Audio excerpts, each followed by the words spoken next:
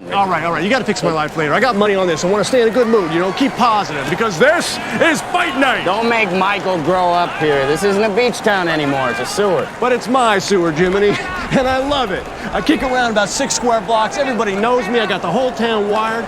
Someday, if I manage to get my face on TV a few times, maybe I'll run for mayor or something. But that's as far as I want to go. Because I was made for this sewer, baby, and I am the king!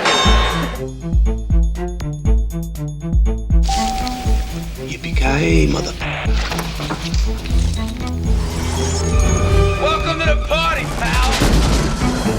Hey, welcome to Yippee-Ki-Yay Mother Podcast Classic. What's happening, everybody? Hey, Hello. Hey, Ralph, how's it going? It's going fine. We got one less square. What's up? Seand and Debbiie couldn't make it tonight. We had to shift schedules around a little bit, but we thought we'd go anyway. Yeah. We're going to make this happen. This is our, it's our classic show. So, yeah. So what's happening is we're going to review or talk about 1998's Snake Eyes, directed by Brian De Palma, and then we'll do a little round of what you watch. And since there's only 4 of us, I'm not even going to put the timer on. So God! I may still stop you after 2 minutes. You just opened the door. I know. Oh, I know. my I God. probably shouldn't have said anything. Oh, jeez. But that's the way I'm not even going to talk about RRR in the theater until the other show, so save some time there. Okay. Listen, before we begin, I think we should mention, we mentioned it last week, but Tom Sizemore actually did pass. Yes, he is still dead. Gone. That's true. I cannot believe he was only 61. Is that what I saw? Yeah, 61. That shocked me. I thought he lived hard. I mean, that's old. I mean, that is old. Don't get me wrong. But I thought he was older than that. Very freaking I thought of my brother right away at 61. I just want to, while we're talking about, I'm going to show you my new toy I got. This thing's awesome. God. Okay, can you see this little TV? Yeah. You turn it on, and it plays Jaws scenes from Jaws. Oh, my God. What is that? An LCD screen? It's a little TV. And and a stand and everything. Universal logo. Here, I got a little remote. See this little remote? Is there a version that only plays Amir Khan clips? Because I know somebody who would like that. I don't know. Let's see. I can't. Where did you get that? At a thrift store? No, I got this at GameStop. Nice. Oh my God, that is so cool. The mayor scene. Wow. Anyway. Wait, we can't even talk about that movie on this show. I know, but I got a little TV. What the hell? That is very cool. All right. So, and it looks like a little 70s TV. Like it. All right. So I hope you two will be very happy together.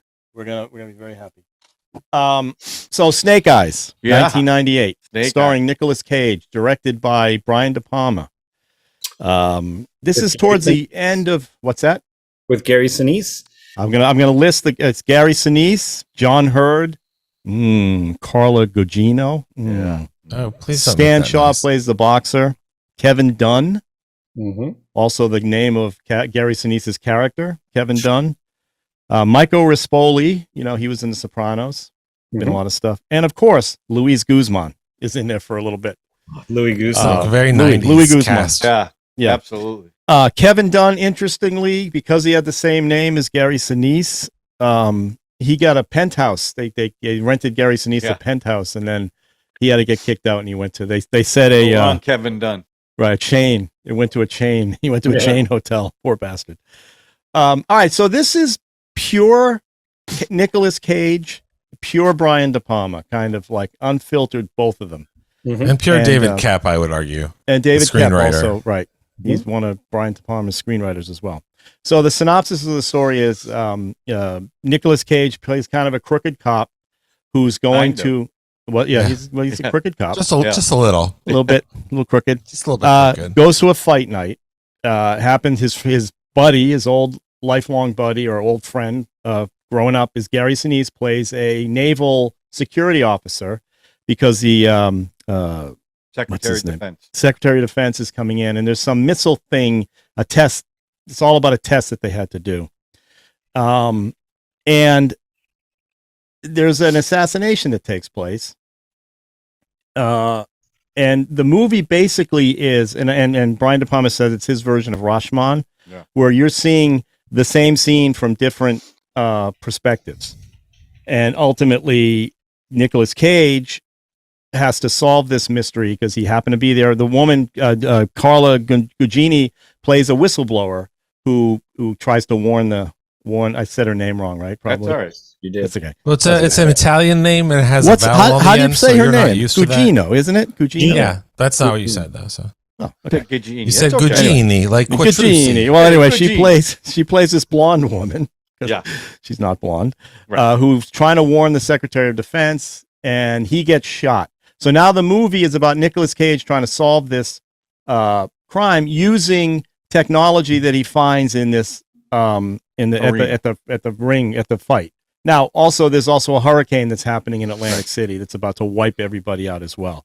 So there's all kinds of stuff going on. Plus, his biggest obstacle is his eyes keep bulging out of his head, so it's hard to see when he's looking so hard at everything. Right. Well, we're going to spoil this because there's no reason not to. It came out in 1999. Gary Sinise is in on the conspiracy, and he's basically has set his friend up. He knew his friend would try to solve this problem. He knew he could bribe his friend. Basically, he thought he could bribe his friend to make this all go away. And it turns out Nicolas Cage couldn't be bribed, and ultimately he goes through all this. He ends up hooking up, not sexually, but hooking up with the Carla character.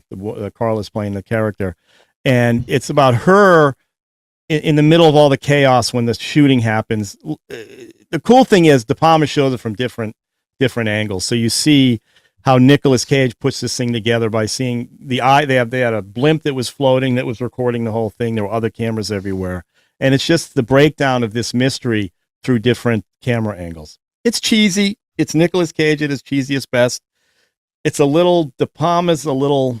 I don't know. It's classic De Palma, but it's like kind of low rent De Palma. It's not quite up to his his earlier stuff. It's not his best work. No, but he still tries a long, 20-minute one shot, one take deal at the beginning. It's not. There's cuts in there that hide some of the 12 edits. minutes. It was actually 12 minutes. 12. He also, I like that thing he does over the hotel rooms where he comes up over cool. the hotel rooms Yeah. while she's getting away. Anyway, I love this film because it's Nicolas Cage. He really goes Super for it in intense. this one. Yeah. And it's kind of a fun mystery. It gets a little, he gets beat up a lot. And a normal person would have been dead halfway through the movie with all the beatings he took by the boxer. Anyway, what do you guys think of this Snake Eyes?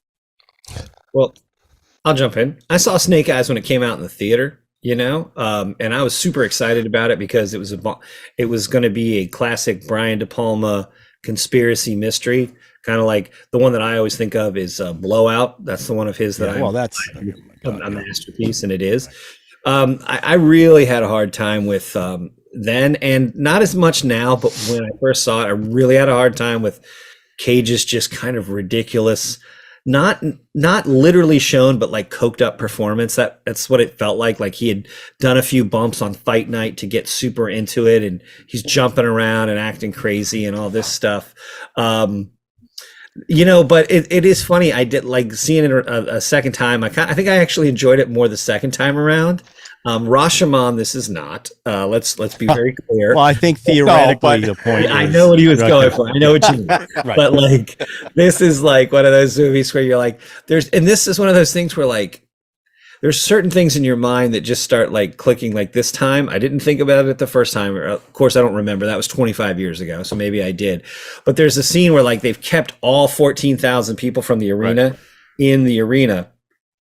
And Carla Gugino's neck is covered in blood from the guy who gets shot, the Secretary of Defense.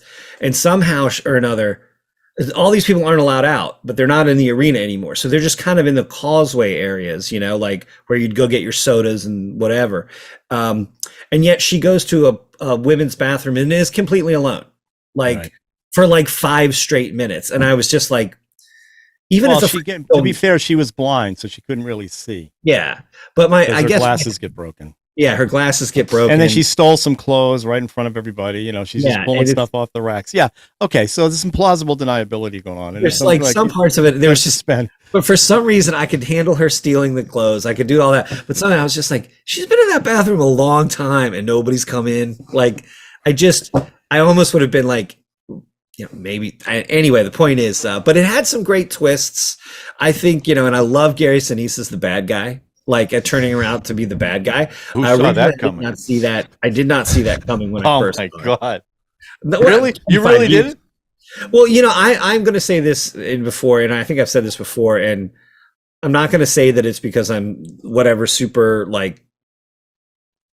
A lot of times with movies, I like them to surprise me. I'm not trying to figure out the movie as it's playing. I purposely don't. I understand that. Don't get me wrong. Sometimes it pops up and I go, oh, okay. Speaking of Gary Sinise, he was in this movie called Imposter. It was like a science fiction movie. Yeah. And about 45 minutes in, I was like, he's the bomb. He's the like clone with the bomb inside. Anyway, but that one just spoiler alert. Sorry guys, if we ever review Imposter. No, I mean I might want to watch it. Not anymore. Sorry. Okay. Anyway, but like I said, there was some really great. I think I appreciated like the filmmaking aspects of it more. Yeah. But it did feel like he was kind of phoning it in a bit this time. Not really, De Palma phoning. Not even phoning it in so much as going back to the well one too many times. Well, he was trying all the tricks he does in all his films. Yeah, like I'm going to pull out the greatest hits of my. Yeah, I mean, he had the split diopter and the storylines and the different techniques and stuff. I mean, it's unmistakably De Palma. Yeah, better or worse. So he's got obviously a very clear style, which is nice to see somebody who has that. So I wish they made a movie better than this piece of shit. But that's what I was going to say. I mean, it was mediocre. It was a mediocre story. That's true. But I thought visually I found it really interesting. The stuff he was doing with all the overhead shots and the camera was always moving. I found that interesting. I thought he was making the best of what was probably in his mind a mediocre script at best. Well, I mean, I found that it reminded me of other movies that he'd done that I would rather be watching. And also it reminded me, not at the time, because I did see this in the theater, and this is only the second time that I've seen it. It also reminded me of movies that came out after, like that whole thing where the camera goes over the hotel rooms, which is pretty cool. I like that technique. Spielberg did that in Minority Report. And that was also like really striking and really well done and everything. So it's not like these guys don't know what they're doing. And, it's funny because De Palma came up in the same era as Lucas and Spielberg and Coppola and Ron Howard. One of the things I read too is this was the last film that Spielberg looked at De Palma's rough cut. Yeah. Like he looked at all his rough cuts of all his films because they came up together. Yeah. Well, I mean, that whole crew used to watch each other's movies. I mean, I think even at one point, De Palma watched, I think it was episode 1, Star Wars, and he, I guess, had some comments about like editing and placing the story. I mean, there's a lot more wrong with that, but apparently he had some comments, and like I think he might have even had some comments or had something to do with the original sequence of like the crawl in Star Wars and the original Star Wars and New Hope. That's what I've read. He probably he said he didn't get it. That was probably his. He said he didn't get it at all. Spielberg's the one who said, "You got something special here." Oh, really? Yeah. Oh, that makes sense. De Palma, when you watch, there's a documentary on De Palma. There's also the book, Raging Bulls, and it's a book about those Easy Riders and Raging Bulls. Is all about those guys growing, coming up together. Yeah. And De Palma treated Spielberg like a little brother, like a little, he was the guy that he was training. So it's a really fascinating book about that early years of those guys. But this isn't his best work, but he's still trying. The thing about him is he tries. Like I forget who I was talking about, Bonfire of the Vanities, which is one of his, that's a terrible film, right? I've never even seen the whole thing. But that shot of the airplane landing in New York City when Melanie Griffith comes in, and you see the sunset through that's a perfect, they had to plan that shot for a year to look at maps and to see the rotation of the earth, to get that one plane shot coming through that sunset. And De Palma had to do that in that film. The rest of the film was garbage. And so he tries super hard. Now, and Nicolas Cage's performance, if you don't like that, then this movie is going to be a piece of shit. But if you like that Nicolas Cage, this is like, it's like manna from heaven. But it was just so Nicolas Cage of that. Well, so what's the point? I mean, no, it didn't bother me. It didn't bother me. I liked it. Yeah. Well, to me, it felt like Nicolas Cage was doing Nicolas Cage, as opposed to like in Face Off, he's It's awesome. That's different. It's awesome. Yeah. And in like Bad Lieutenant 2 and some of his earlier stuff, even Mandy and things like it's like that's like a thing that Nicolas Cage does that nobody else does. And if somebody else did it, they'd be doing a Nic Cage impression. Yeah. Right. And he was so screamy in this. It felt like somebody said, "You better jack up that Nicolas Cage." And I don't know, it was more distracting. Nobody else was doing anything like that at all. They were all in a much more serious, convoluted. Well, remember, he went through, this movie. is before his Oscar, right? This is long before Leaving Las Vegas. No, it's after, isn't it? Leaving Las Vegas know. was like 95 or something. I'll look that up. But so I just feel like, and he may in fact have been coked up for this. I mean, the way he played it, he could have been but again, to me, that's a feature, not a bug. But I like that Nicolas Cage. But when it comes to his you're right, 95. Yeah, I mean, when it Leaving comes Las to his Vegas. performance, though, I would almost say that I think De Palma probably pushed him to make him as irritating as possible. I don't think we're supposed to like him. I don't think he's not likable till he goes through.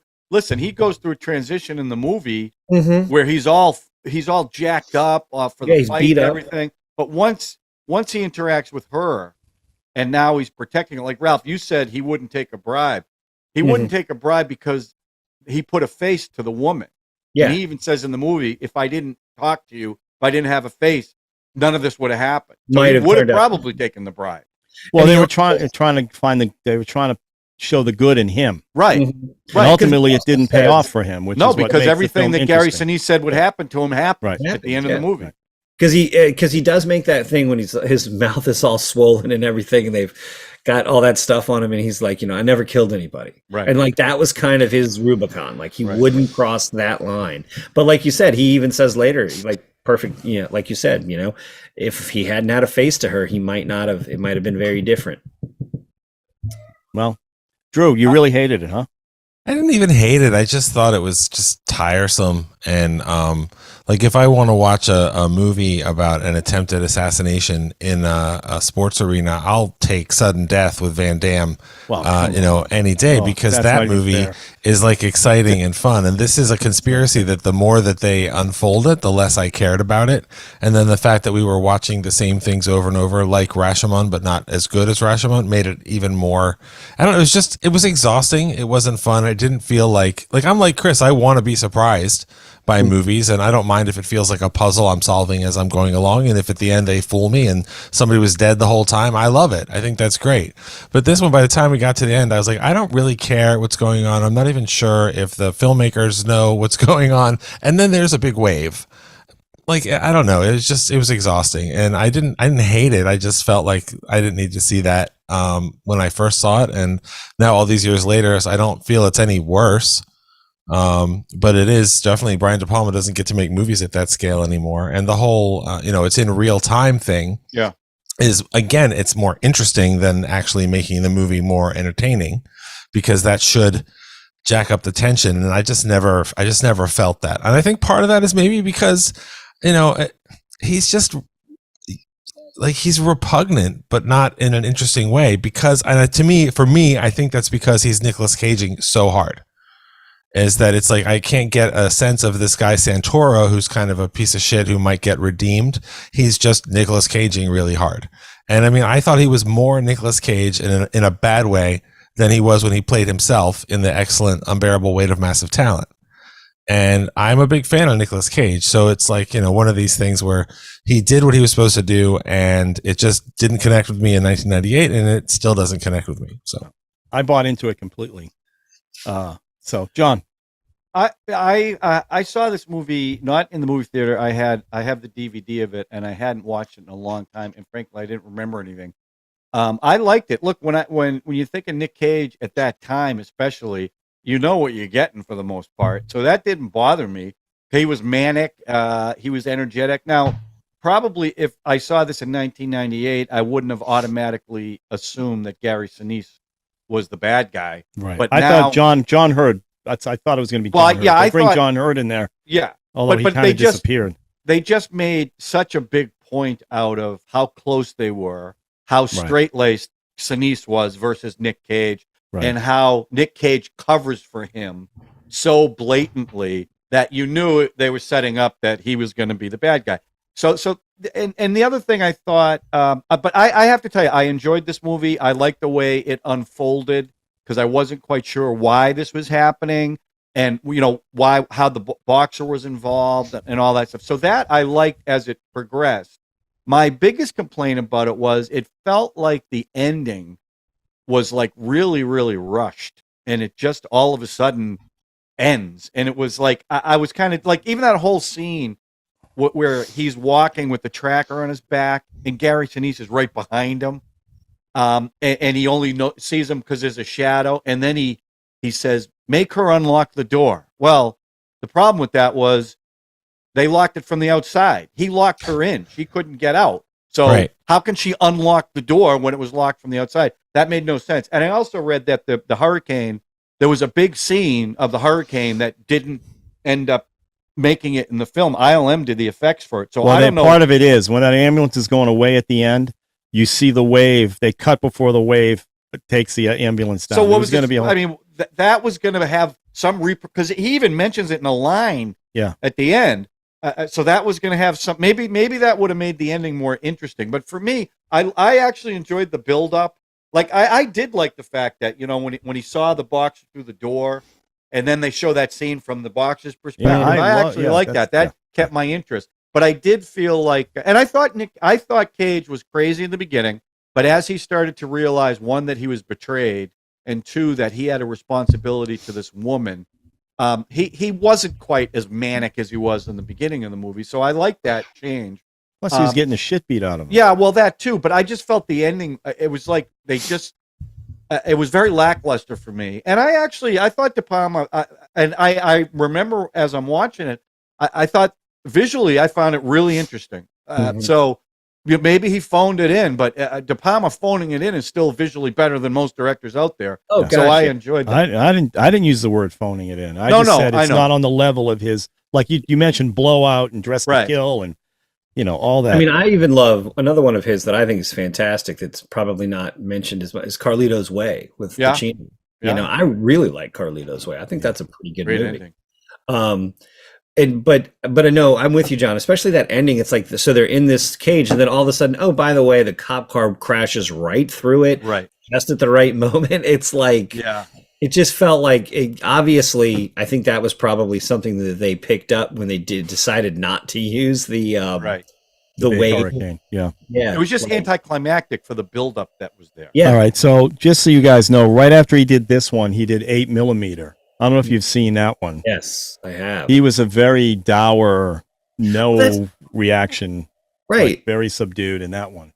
Well, that's the funny thing about Nicolas Cage is he'll do these like out of control performances. And I feel like, honestly, I'm going to say this. I feel like this was the start of it. Like, you know, you had crazy Nicolas Cage and Wild at Heart, but I still felt that he was pretty under control. Like he was starting to show that Nicolas Cage. Oh, Vampires. I'm looking at. I was thinking about Vampire's Kiss. Kiss of Death. Yeah. No. He's been doing this early, and sprinkling it throughout his. I mean, career.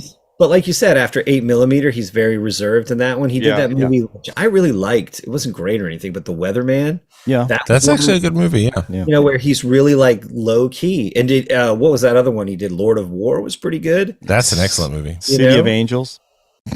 Family Man. Well, he's trying to start a fight now. Tay Leone. Right. I have a question. Did you guys watch the credits till the end? Yes, I did. Okay, so I have a question. Because I noticed they kept showing the construction workers. So I said, okay, there's got to be a reason why they're keeping this going. And at the very end, they show a column with a red jewel in it. Yep. I don't get it. What did I miss? Well, okay, I didn't get it either. And plus, they put in this weird little effect where like it a sparkle. Yeah. You know? I didn't get it until I actually read somewhere that it said that was supposedly the body of the redhead. That remember when Gary Sinise kills two of his accomplices? She had a red ring on, and that he threw their bodies into like a cement mixer. Yeah, but she had the red ring when she was in the red dress, not when she was dressed up in the military garb. Oh, and that's when he killed her. That's just what I read. Oh, so they buried him in the columns? They buried him in the cement. They threw their bodies in the cement. Cement gets poured into the columns. Oh. But you could say this: whether she was wearing it or not, he would have thrown everything in. Okay. All every trace of her. But that's why I was like, there's got to be something going on because they're sticking with these. Yeah, that's why I watched it to the So end. there's got to was be like, an after credit scene like in the Marvel movies. Yeah. And it paid off, and I went, "What the hell was that?" I didn't even get it. Yeah, Well, you know, listen, and speaking of the end, I like that he didn't get away with it. He Yeah. didn't get all the No. accolades and all the, it had a down It's ending really where great. he got Everything- punished. Right. Yeah, Everything everything they that said was going to happen happened. Yeah. happened. He's like, But you he can't also was end going up- to end up hooking up with Carla Gugino. Oh, I hope which he does. I have to admit, I'm just throwing this out here. That felt like so tacked on? on. No, I thought they had chemistry, real chemistry. I mean, like, it felt so tacked Yeah. on. Like, Yeah. it was just like, oh, hey, I'm this really upstanding person who's going to whistle blow and basically destroy my possible career, and any future career I might have in in any kind of government work. Hey, let me get together with the crooked cop who's about to go away Who for saved Who her saved life. her Who saved life? her He life? saved her life. I mean, come on. And, He got the shit ultimately, beat out of him. and it was because of her that he did what he did. Now he ends Sure. up getting punished anyway, but, So that's what then I'm sorry. Then you rent a hotel room for a weekend, you F his brains out for a weekend, and you call it good. wow. Whoa. You went fecking crazy I'm really there for a second. Chris, I'm surprised that came from you. I thought they really Well, I'm got- just saying, like, I just Aren't didn't you a believe- Cub Scout leader? Wow. Hey. Not a good message for all the Cub Scouts out there. Jeez Louise. As we This like is not to for say. kids. Yeah. Don't worry about it. Anyway, but All right. Well, let's rate this sucker. Okay. I mean, I'm Yippee-Ki-Yay. Obviously, I brought it, so I love it. But I got to tell you what I think. Yippee-Ki-Yay.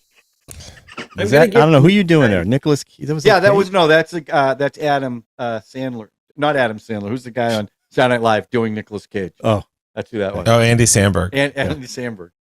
I'm gonna go Yippee-Ki-Meh. Like, there was a lot of fun stuff in it, but I don't think it held together. Like, you know how sometimes you watch a movie and you go, the sum of its parts did not. You know how sometimes you watch a movie and you're like, it's greater than the sum of its parts. I think this was actually less than the sum of its parts. okay. I'm going to say Yippee-Ki-Yay because it's not good and I didn't enjoy it, but it did make me want to go back and revisit a De Palma film that I did enjoy when I watched it. And 20 years later, I am curious to see if Femme Fatale is still sexy and entertaining. Rebecca Romaine. Yeah, and Antonio Banderas, because that felt like a De Palma thriller where he was just sort of going on all cylinders, He's so crazy pervy. and everything. But he is very pervy. But it's like it's 20 years ago, and I'm really curious. Like Snake Eyes felt exactly the same, and I had the same reaction. I was like, well, that wasn't good. Yeah. But it's sometimes fun to go back and look at stuff. Like sometimes Chris I will like won't that. watch RRR for a whole week, and then I'll go back and I'll watch it again, And it's and like it's it's like, oh, how brand new, different is right? it? Yeah. Yeah. So it's interesting. Chris will like that because they go to a hotel and bang each other in that movie. Yeah. That's true. All right. So good. Sexy That's movie. it. Good job. What about you, Ralph? I said Yippee-Ki-Yay. Oh, you did? Yeah, of course. I brought it. I love that. I love it. I love the film. Yeah. Very all its 90s. flaws and everything. Very Yeah, 90s. It is very certainly 90s, is. Yeah. Very especially the cast. Yeah. What the hell? At least I got to be on TV.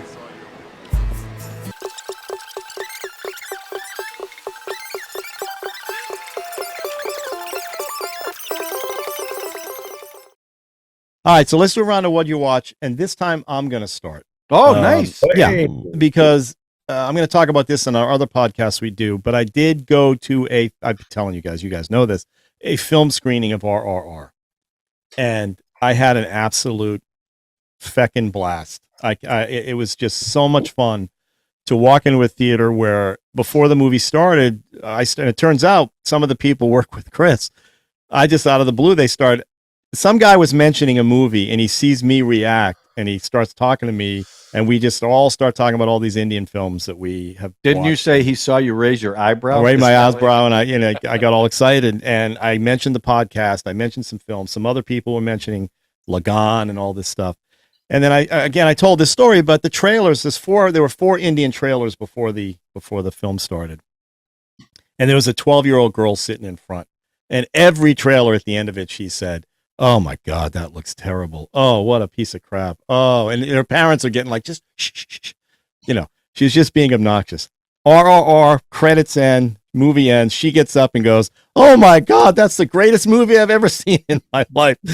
And that's how we all felt. And we all hung around after the fact and kind of just wallowed in the glow of having seen that film together. And it was a glow. And as I said, when I streamed it, I didn't catch half the stuff that I caught focused on the movie, because when you're home streaming, you're trying not to do it, but your phones, distractions, whatever. When I watched this, I had a completely different experience watching this in the movie theater. And I think I want to talk about it on this podcast for the 120, 150 people that watch this. But this is a movie that they should see. If you can go to the movie theater, try to get to the movie theater. If you can't, stream it. It's an amazing experience, and one like you'll never.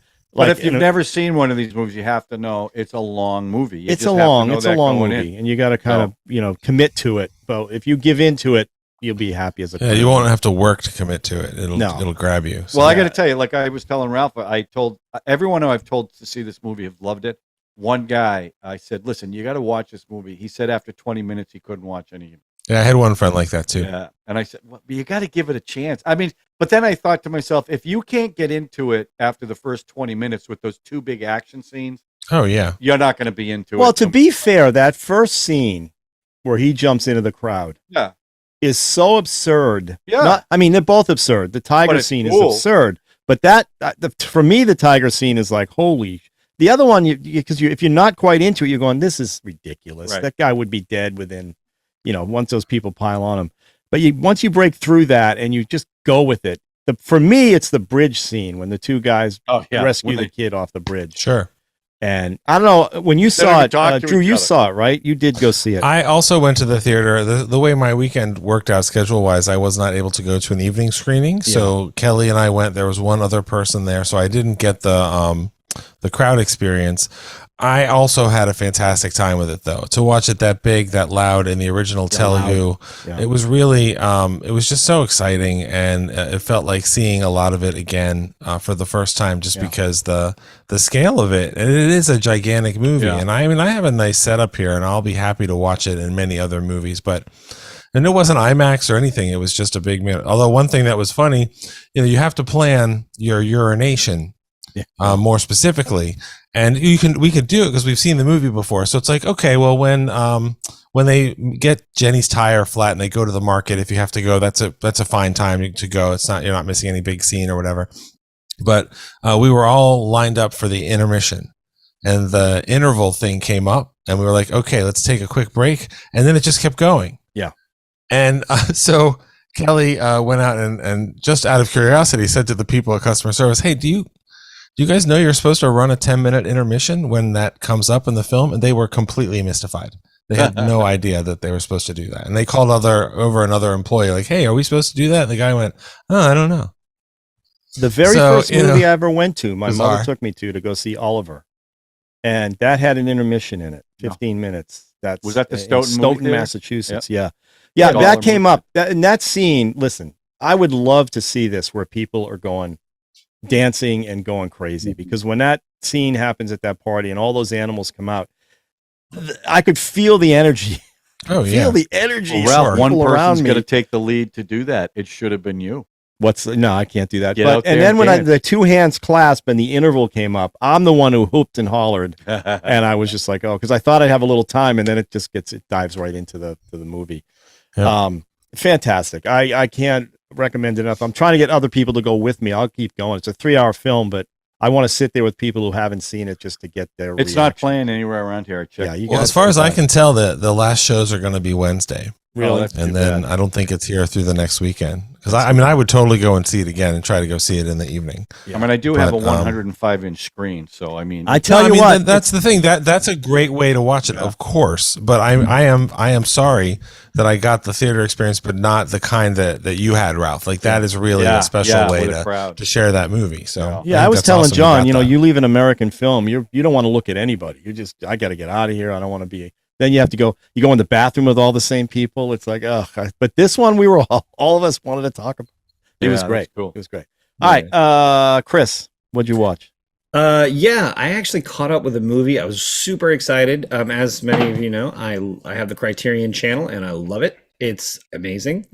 And one of the things this month, they have two kind of collections. One is about 7 films from Michelle Yeoh in her early days, due to the Everything Everywhere All at Once. But they also have about 30 films by Isabelle Huppert, who is a French actress who is absolutely amazing. I've seen her in a bunch of different things, but the movie that she was in was the first film I really remember her being in. It's called Amateur. It's from 1994 by Hal Hartley. Sure. I watched it. I actually saw it in the theater. I think I might have been in England when I saw it, but that's what turned me on to Hal Hartley, and it's one of those movies that it's almost impossible to find. I don't think it's streaming anywhere other than here. Like you can't even rent it. I don't think. I'm not 100% sure, but I've looked for like the Blu-ray or the DVD, and it's like you can get the DVD secondhand for like $40, and I was like, But it's like, streaming on Criterion, is what you're saying? But it's on Criterion right now, and it is a funny. It is a very strange. It is like 90s independent cinema, like distilled. Right. I'll bet. Yeah. It's very strange. It's very weird. It's got a lot of quirky humor in it. It's basically about a woman who is a nun or an ex-nun who's an nymphomaniac, but who's never slept with a man. And when the guy says to her, how can you be a nymphomaniac if you've never slept with him? She's like, I'm choosy. Just things like that. And basically what it starts off, and there's a guy who's got amnesia, and who was, we think he might. At first, it opens with him laying in the street in New York City, and he wakes up. He's got amnesia, and he meets this woman, and things just keep getting weird. I just have a question. What's all that background noise? It's his dog. It's got to be his dog. Dog? The dog is chewing. We got her a new bone, and she's chewing her bone. Okay, no, okay. I just wanted to make sure it wasn't something else going on. That's why I've been on mute for like half this. I don't want to yell at her for chewing on her bone. Right? Hey, at least his phone isn't blinging. Yeah, I don't miss that. But yeah, so that was the one thing I really watched. I caught up with Amateur, and I'm probably going to try to catch up with it again. Is it part of that? What was that 90s video where they just shot with digital 8 cameras and it was pure, nothing, no lighting, no. No, it wasn't Dogma 95. No, okay. This looks really, really good. Well, what it did was it also led me to his three, what he calls his Long Island trilogy, The Unbelievable Truth, right? Trust, which was actually quite popular on the independent circuit, and actually my absolutely favorite film of his called Simple Men. He's part of what they call the Purchase Mafia. It's like he and a bunch of people came out of SUNY Purchase, which is like the middle class art school for New York. Edie Falco is probably the most famous person that came out of that whole group. I think it's Robert Burke, the guy who was in Thinner. He was in RoboCop 3. Oh, yeah. You'd know him if you saw him. Yeah. He's been in a bunch of stuff. So a lot of those dudes, some of those people. But it really great to revisit it. So happy I got a chance to see it again. It's great. Excellent. All right. Drew. Well, the most exciting thing this week we've already talked about was to finally get to see RRR in the theater. And one thing I saw that was very exciting, Ram Charan was on a show in Los Angeles in the morning and talking about the movie and how excited he was to be there for the Oscars and everything. And they said to him, one of the reporters said to him, so let me ask you, in that scene in Naatu, was it sped up? And he said, well, you're just doing this. No, I swear I'll send you the clip. He goes, well, not really. The only speeding up was the 7 straight days of all day rehearsal that we did before we did the scene.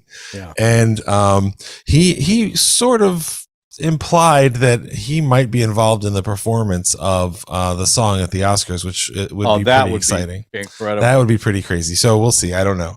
I watched a movie I was hoping would be more fun than it was. I watched Megan, the little girl robot movie. I wanted to see that. It's not awful. Like, it's just kind of fun and dumb, but it could be a lot nastier and a little like unhinged because it's from the same people that made Malignant. And so it doesn't get anywhere near that level. I watched a really sweet movie called Brian and Charles about a lonely Welsh man who lives alone on a farm and tinkers and invents things. And he invents a robot out of a washing machine that actually works and becomes his friend. And it's very sweet and very funny, and was a nice little charming movie to watch. Who's in that? Nobody. Oh, and I've seen something. Whoever's in it. It's on Prime, I think. Their parents would think they're somebody. Well, yes, but That's yeah. Well, as far as their notoriety in film, I wasn't trying to diminish them as human beings. Okay, well that's I kind of got that. I mean, the robot is the most memorable, but it's a sweet movie. It was What's based it on a called? short, so it's called Brian and Charles. Hey, back and to I won't Megan tell for you a which second. one is Okay. the robot because that'll be part of the suspense. Don't spoil that. Back to Never. Megan, just for real quick. Yeah. I liked Megan, and I actually liked it more than I liked Cocaine Bear. I had more laughs Wow. at Megan than I Okay. did Cocaine Bear. And I mean, it's That silly thing was fun. weird. you know, any Creepy doll looking, man. movie's strange anyway, but That she thing does- was creepy looking. that she does that dance down the hall. Well, that's thing. a big meme now. That I know. dance number. It's anyway. Hey, I digress. Well, also, So- I mean, you know, they did some really interesting stuff with, you know, the makeup and the prosthetics and the stunt woman and the actress, and like they put a lot of effort into making it both photoreal and very uncanny valley and very weird. So I'm sure Megan 2.0 is in the offing because the movie was a success, and they certainly leave it open for that. I also the other thing I'll say is I didn't watch it live because it started at 10 and that's too late for me. Chris Rock's new special, Selective Outrage, and it was not good. No? I was had a little hometown pride that he was streaming it live on Netflix from the Hippodrome here in Baltimore. Down there in Baltimore.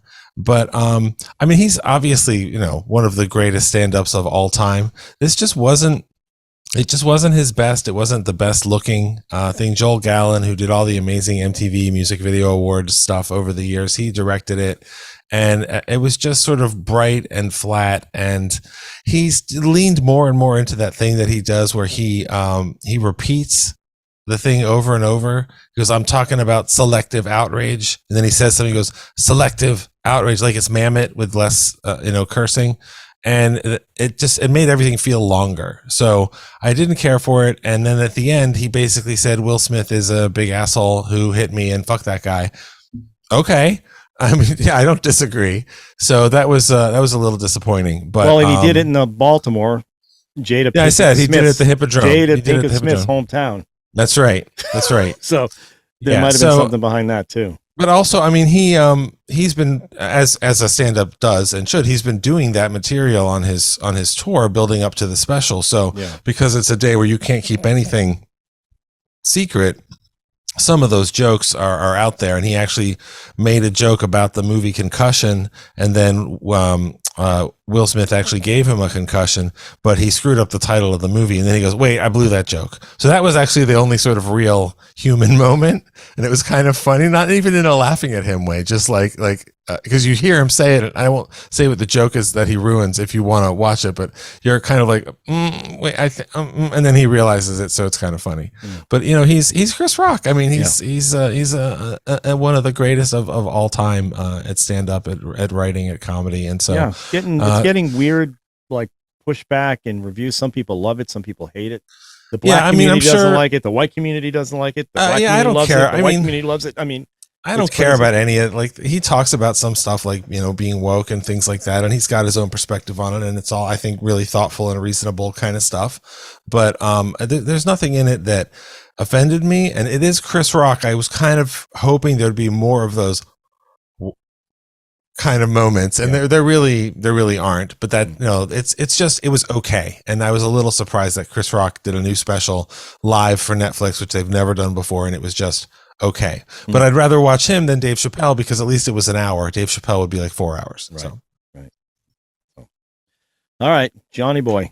So I watched the Murdaugh trial, and that's a fun one. I watched him testify because he was sunk and he felt like he could put one over on the jury, and obviously he didn't. He's a sociopath. But as a result of that, I ended up watching the Netflix special Murdaugh Murders: A Southern Scandal. yeah, Kelly watched that. It's crazy. Unbelievable how many dead bodies are around that family. It is. Yeah. It is. And that guy, if anyone deserves the death penalty, it's that guy. Two life prison sentences isn't enough for that guy. Awful. And you know, it's funny because when he was on the stand, you know, he was bawling his eyes out, or he wasn't actually crying. In fact, even some of the jury said that he was blowing snot, but he wasn't really crying, to show how emotional he was. But when they handed down the verdict, it was like dead in his eyes, like no reaction whatsoever. Well, he's a lawyer. Isn't he? Yeah, I was going to say, he's a isn't he a litigator? So Yeah, theater for the jury is just kind of what it's he does. a weird story. He's both a prosecutor and a defense attorney. He was a prosecutor and a defense attorney. Yeah, but- and they thought. I mean, Maria's all into this. Of course, Yeah. she's a suburban mom, and the suburban moms love all these mystery things and all this. A true crime fan. True crime, and she was all the like, he's murdering the doing that. spouses Just stuff. he thought he could do that, and he would sway the jury with. Well, his of course, you wouldn't testify blubbering. otherwise. Right. He felt like he would be able to, and he did. I mean, listen, if you watched his testimony, he was better than almost most witnesses you ever see who are on the stand for themselves. But he also tripped himself up. He lied for a year. I mean, the guy, like I said, he's a sociopath, and he deserves a hell of a lot more than this. I'm just telling you. But when you hear about the maid who died, the housekeeper, some young gay kid died, they think it's related to the son.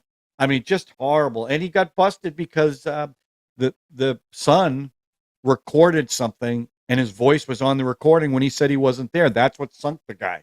Yep. So from and that was introduced very late in the trial. So he thought he'd been lying for over a year about that. Now he finally gets caught, and of course it's because he was druggy. So that's why he. That's right. All that money with the oxy. Yeah, of course. Yeah. Well, they said if he spent all that money on oxy, he'd have oxy for 114 years. Right. So they want to know where all that money went. But the Netflix special, now that the verdict is out, because at the time the special came out, obviously there was no verdict. It makes you realize how right on that verdict was, because that family, the entire family, by the way, bad people, and the lives that they destroyed. But if you get a chance, check it out, especially now that you know he's going to rot in jail. That takes place in South Carolina. South Carolina, yeah. And he's only, I think, 54. Weird justice down there. Weird setup. Well, there's a white lawyer guy who actually is said, going to go to prison. That's crazy. the lawyer said in South Carolina, a life sentence is a life sentence. It's not 20 years for good behavior. You go away for life. And they're going to even tack on. So he's got 2 life sentences, and they're also going to go after him for financial crimes too, to tack on even more. Well, I don't know what that does. I think another 6 or 9 years each for 2 weapons charges. I don't know if they're being served concurrently or consecutively, but I mean they are just going to put as much on there as they can. And even if he works up a lot of good time, they say even if he was possibly able to get out, he's looking at 60 years. So he's going to die in prison anyway, and and he should. I'm fine with that. Yeah, absolutely. So anyway, that's what I watched, and it was I found it fat, and they're 50 minutes each episode, but it's really, really interesting. I really enjoyed it, and I'm not really into that stuff like you are, Ralph, but I found this really interesting. So that's what I'm watching. All right. Cool. Okay, so here's what we're gonna do. We'll do one more spin of the wheel for another movie, and then we'll talk about this. And so the next run, we're gonna try some themed. Kind of like what we did with the round robins, not quite there. Chris and I threw some ideas up, but I don't want to talk about it till we see Seand and Debbiie. Yeah. And kind of get everybody's opinion on it. Not that it really matters, because I'm probably going to do it anyway. To be fair. Well, Ralph, it's your show. You should be able to do what you want. You know me. But still, we'll pretend like it matters, and then we'll make the decision. Okay. So act. Right. So I'm going to act like Nic Cage then. All right. So now we're just going to spin for the next person to do a movie. Now, are Debbie and Sean going to be on the wheel because they're not here? Yeah, they're on the wheel. It should just be us 3. No. That Debbie and Sean will be on the wheel as well. And that improves our odds dramatically. You know, Debbie did call me after the last one, reminding me that it's a TV show that we do. And I said, well, maybe we should talk about the movie a little bit. What, Ralph? Instead of, So we're going to have a little conversation. It'll be fun. Yeah, exactly. I did like the live rim shot. I won't lie. That's staying. Oh, that was good. That's staying. The washing machine 100%. Wasn't good. I just don't want her. I don't want that to be her reason for purposely telling dumb jokes, which I think like not watching the movie. And I want the dumb jokes to happen naturally, not practice them. You want to do organic. That's organic dumb jokes, of course. That's right. All right, so let's go to the wheel. All right, so there's the wheel. 5 of you guys. I've already done this, so we'll spin this. See what the next one is. So we'll start. Hey. All right. Big wig runner. All right. I believe I'm sure there'll be a classic. A god. Yeah. I'm sure it'll be a classic. We got to clear the palette. It might be an Amir Khan film. I don't know. Oh my God. I'm so into him, man. I'm so into him. All right. So there you go, John. All right. Thank you, everybody. Yep. I will not let my audience down. As a matter of fact, should we ask them to do something for us? Our audience? Yeah, I think we should. I think if I were them, I know what I'd do. I would subscribe. I'd hit the notification button. And for the love of God, please smash the like button. Right. And go check out RRR. Yeah, Gotta go check see out that film. RRR. Check out our other channel, too. You guys, we don't get a lot of hits on this one, but check out our Indian Cinemaniac channel, too. There's some good movies I know on there. people, I think you'll try like to them. explain what's I going know. on, and they hear Indian film and they're Listen, like, if you said it to me which is- before we watched all these movies, I would have said the same thing. Yeah. Okay? Right. It's as I'm getting into this and seeing. No, it's such a wonderful discovery. It is. really It's just is. a whole It world just- we didn't know. It So, is. A world love has it. opened up to us. It's like the world is an oyster. Well, and they're just very. I just love the communication back and forth. I mean, it's just the love of film for them the is back and forth in the comment section is. But phenomenal. first of all, like Radisson, they're pissed that it was even on the wheel. I don't blame some of them. And Some I'm of like, them love it. I'm like, I hey, don't blame them. I'm like, the wheel is like fate. There's nothing we can do about it. The wheel. Wheel is What are we going to fate. do? You know. So All I know is that's a big country, and one person said they agreed with me, so I was very happy. They go at 450. Ralph was right. Oh, yeah. what? They do Yeah, that. They it's do that gratifying now when and they then. tell Yeah. us that stuff. So all right. So All John, right. let us know the film as quick as you can. well, we'll it's let Debbie early, and so we Sean got know. plenty of time. Yeah, and they'll be on it. They'll be on it, and we'll see what happens. All right. Great. All right, everybody. Good. Have a good As week. always, See you for guys. those of you between 150 and 175 who watch, thank you. Who cares how much they weigh? We need more. Thank you. Thank you, Nic Cage here. Nic Cage. Renfield. Go see that. Oh, yeah. That looks good. All right, over and out. Later.